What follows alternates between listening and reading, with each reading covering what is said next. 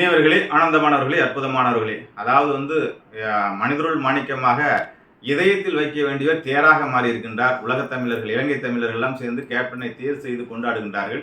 அது தமிழகத்தில் இருப்பவர்கள், கேப்டனால் வளர்த்து விடப்பட்டவர்கள் எல்லாம் அவரை துரோகம் செய்த காலத்தில் நன்றி உணர்வை என்றும் மறக்காத, விசுவாசத்தை என்றும் மறக்காத உலகத் தமிழ் என்றுமே உலகம் முழுவதும் கொண்டாடி கொண்டிருக்கின்றார்கள். நான் ஏற்கனவே பல பதிவுகள் சொல்கின்றேன். நான் ஒரு சில பதிவுகள் இட்டால் கூட உலக நாடுகளிலிருந்து கேப்டனை பற்றி தொடர்ந்து பேசுங்கள் என்ற பதிவுகள் வரும். அது தற்போது பார்த்தீர்கள் என்றால், கேப்டனுக்காக நாங்கள் தேர்வு செய்திருக்கின்றோம். அதாவது நாங்கள் கேப்டனை கடவுளாக, கர்ணனாக, சிவனாக, உச்சவராக, மூலவராக பார்க்கின்றோம்.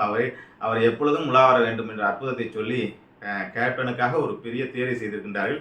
உலகத்தில் எந்த அரசியல் தலைவருக்கும், எந்த வாழ்ந்த மாமனிதருக்கும் செய்யாத ஒரு விஷயம் கேப்டனை கடவுளாக்கி தேர்வு செய்திருக்கின்றார்கள். அதாவது சில பதிவுலாம் சொல்லும்போது இங்கு கேப்டன் ஆலயம், கேப்டனை கடவுளாக்குகின்றார்கள்.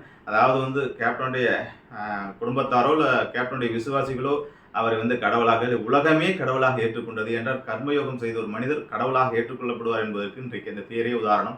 ஆகவே பாரிக்கு முல்லைக்கு தேர் கொடுத்தான் பாரி அப்படிங்கிற மாதிரி இன்னைக்கு உலகத் தமிழரே கேப்டனுக்காக தேர்வு செய்து ஒரு உலக சரித்திரத்தை படுத்தி இருக்கின்றார்கள். அந்த தேர் விரைவில் தேமுதிகவின் ஆலயம் என்று சொல்லக்கூடிய கேப்டன் ஆலயத்தை அழகு செய்ய போகின்றது.